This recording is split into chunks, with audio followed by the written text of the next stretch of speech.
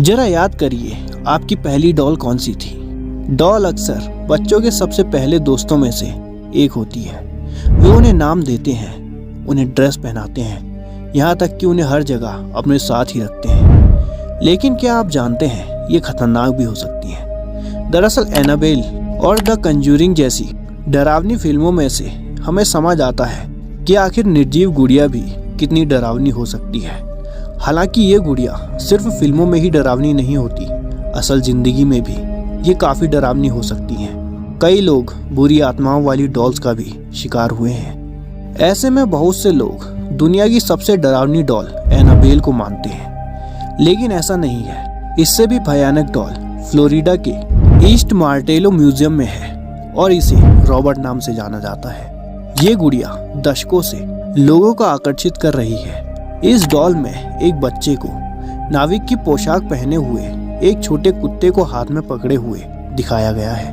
कहा जाता है कि इस गुड़िया में अलौकिक शक्तियां हैं जो इसे चलने, अपने चेहरे के भाव बदलने और भयानक हंसी की आवाजें निकालने में सक्षम बनाती है। लेकिन शायद सबसे भयानक पहलू ये है कि जब कोई भी बिना अनुमति के रॉबर्ट की तस्वीर लेने या इसे छूने की हिम्मत करता है तो उसके बारे में माना जाता है कि वो श्रापित हो जाता है। और इतना ही नहीं, उसके साथ कुछ न कुछ अनहोनी जरूर होती है। कई लोगों ने तो ये भी शिकायत की है कि गुड़िया के साथ बातचीत करने के बाद वे लाइलाज बीमारियों का शिकार भी हुए हैं। तो क्या है इस बात की पूरी सच्चाई, जानेंगे आज की वीडियो में, तो वीडियो के अंत तक बने रहिए। नमस्कार दोस्तों, मैं हूं आपका दोस्त राज और स्वागत करता हूं मेरे इस यूट्यूब चैनल में।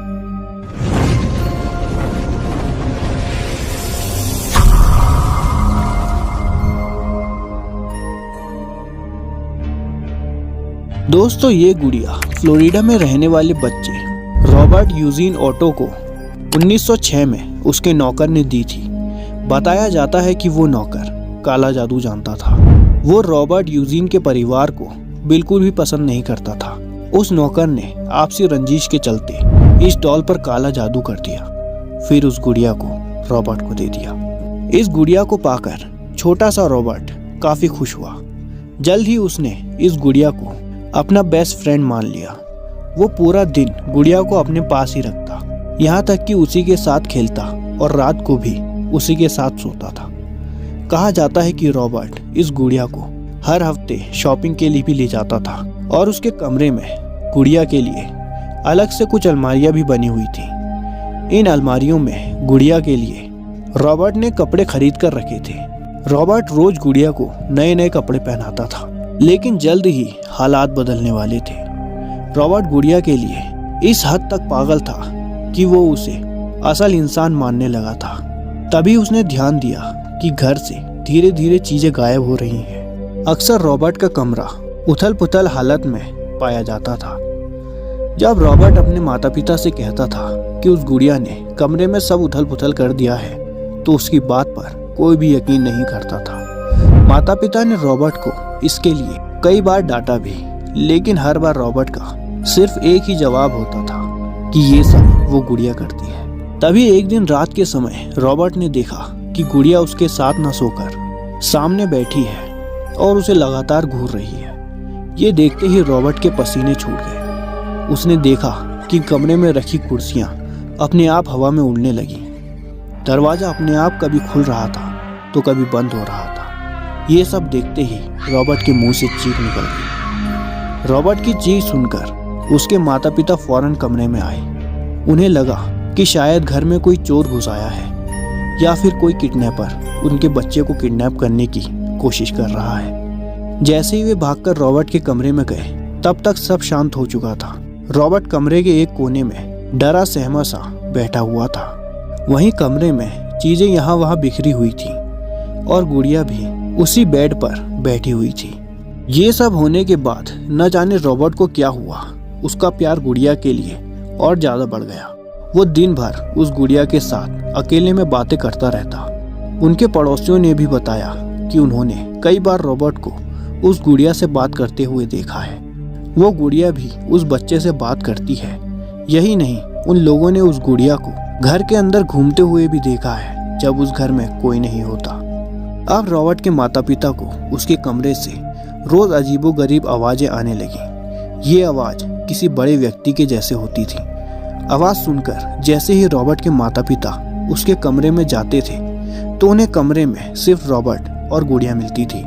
जब वो आवाज के बारे में रॉबर्ट से पूछते थे तो वो सीधे उस गुड़िया की तरफ इशारा कर देता था।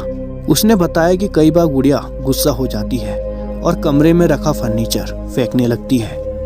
इसी बीच रॉबर्ट के खिलौने भी अब टूटी फूटी हालत में मिलने लगे। जब दोबारा रॉबर्ट से इस बारे में पूछा गया तो फिर उसने गुड़िया की तरफ इशारा कर दिया। ऐसी डरावनी घटनाएं लगातार होती गई। रॉबर्ट के घर ही नहीं बल्कि अब उनके पड़ोसियों के साथ भी अजीबोगरीब घटनाएं होने लगी। उनके घर का सामान भी अब इसी हालत में बिखरा हुआ मिलने लगा। धीरे धीरे इस गुड़िया के बारे में पूरे शहर में पता लग गया। जब खबर ज्यादा फैलने लगी तो रॉबर्ट के माता पिता भी परेशान हो गए। फिर एक दिन रॉबर्ट के माता पिता ने उस गुड़िया को एक बॉक्स में डालकर घर के एक कोने में रख दिया, जिसके बाद इस तरह की घटनाओं का सिलसिला थम गया। इसके बाद रॉबर्ट भी धीरे धीरे बड़ा हुआ और पढ़ाई के लिए वो न्यूयॉर्क चला गया। फिर पढ़ाई पूरी करके वो पेरिस आया। यहाँ उसकी एक दोस्त बनी जिससे उसने शादी कर ली। दोनों शादी के बाद वापस अमेरिका चले गए। रॉबर्ट ने पुराने घर से सारी चीजें उठाई और पत्नी के साथ एक नए घर में शिफ्ट हो गया। जो चीजें रॉबर्ट ने घर से उठाई थी उनमें वो गुड़िया भी शामिल थी। रॉबर्ट तब भी उस गुड़िया को भूला नहीं था। उसने नए घर में गुड़िया के लिए एक कमरा तक बना दिया। उस कमरे में बहुत सारे खिलौने भी रखे थे। रॉबर्ट पत्नी को कहता कि ये खिलौने उस गुड़िया के लिए रखे हैं। जब पत्नी को ये सब पता चला तो कुछ ही समय में वो भी रॉबर्ट की हरकतों से परेशान होने लगी। उसको लगने लगा कि जैसे पति के नाम पर उसे कोई छोटा बच्चा मिल गया हो। उसने रॉबर्ट से विनती की कि उस गुड़िया को कमरे से बाहर न निकाले। जब भी रॉबर्ट गुड़िया से मिलने जाता तो उसकी पत्नी कहती वो कमरा बंद करके उस गुड़िया से मिले। इस बीच फिर से गुड़िया की वही हरकतें दिखने को मिली। वो कभी दूसरे कमरे में तो कभी किसी खिड़की पर बैठी दिखती। खिड़की में गुड़िया को इस तरह बैठा देख वहां से गुजरने वाले लोग भी परेशान होने लगे। यहाँ तक कि रॉबर्ट के रिश्तेदार भी उसे कहने लगे कि जब वे उसके घर आते जाते हैं तो उन्हें वहां किसी के चलने की आवाजें आती हैं, जबकि रॉबर्ट को इस तरह की कभी कोई आवाज सुनाई नहीं दी। कहा जाता है कि रॉबर्ट गुड़िया की इन हरकतों का आदी हो चुका था, इसलिए उसे ये सब चीजें नॉर्मल लगती थी। ऐसे ही समय बीतता गया। फिर 1974 में रॉबर्ट की मृत्यु हो गई। उसके बाद इस घर को एक दूसरे परिवार ने खरीद लिया। उस परिवार में रहने वाली एक छोटी बच्ची ने जब गुड़िया को देखा तो उसे बॉक्स से निकालकर अपने पास रख लिया। एक बार फिर से घर में डरावनी चीजें होने लगी। उस बच्ची ने बताया कि ये गुड़िया जिंदा है और उसे जान से मार देना चाहती है। इन घटनाओं से डरकर उस बच्ची के माता पिता ने 1994 में फ्लोरिडा के ईस्ट मार्टेलो म्यूजियम में डोनेट कर दिया। लेकिन यहाँ भी गुड़िया की डरावनी हरकतों का सिलसिला जारी रहा। दरअसल गुड़िया को म्यूजियम के अंदर एक शीशे के डब्बे में रखा गया था। कई बार गुड़िया को छोड़ म्यूजियम की बाकी सारी चीजें यहाँ वहाँ बिखरी मिलती थी। रात के समय तो म्यूजियम से बच्चे के रोने की आवाजें तक आती थी। म्यूजियम के पास रहने वाले लोगों ने इसकी शिकायत म्यूजियम वालों से की। बाद में म्यूजियम के लोगों ने गुड़िया के लिए एक अलग से स्पेशल कैबिन बनाया, जिसमें आज भी वो गुड़िया मौजूद है। द सन में छपी एक रिपोर्ट के मुताबिक कहा जाता है कि जो भी शख्स इस गुड़िया की इजाजत के बिना इसकी फोटो को खींचता है, उस शख्स को ये गुड़िया श्राप दे देती है और उस शख्स की जिंदगी में डरावनी घटनाओं का आगमन हो जाता है। न्यूयॉर्क पोस्ट के मुताबिक 25 वर्षीय कलानी स्मिथ और एक्सप्लोरिंग विद जोश के नाम से मशहूर कनाडाई यूट्यूबर ने अपने यूट्यूब चैनल पर पूरी कहानी बयां की। अब मैं आपको उस यूट्यूबर की ज़बानी में ही उसकी इस कहानी को बताता हूँ। उसने कहा, हम पिछले दिनों दुनिया की सबसे श्रापित गुड़िया रॉबर्ट द डॉल से मिलने गए थे ताकि लोगों को उसके बारे में और अधिक बता सके। कहा जाता है कि एक नौकर ने रॉबर्ट नाम के लड़के को काला जादू वाली गुड़िया दी थी। तस्वीरों में सूट पहने एक गुड़िया है और हाथ में एक छोटा सा कुत्ता पकड़े हुए है। उसके पास अलौकिक शक्तियां हैं। वो हंस सकती है, इधर उधर घूम सकती है, किसी को भी श्राप दे सकती है, उसकी जिंदगी तबाह कर सकती है। दुनिया भर में कई फिल्में उस पर बन चुकी हैं। भारत में पापी गुड़िया भी इसी तरह की फिल्म है। कलानी ने कहा, हमने भी एक गलती कर डाली।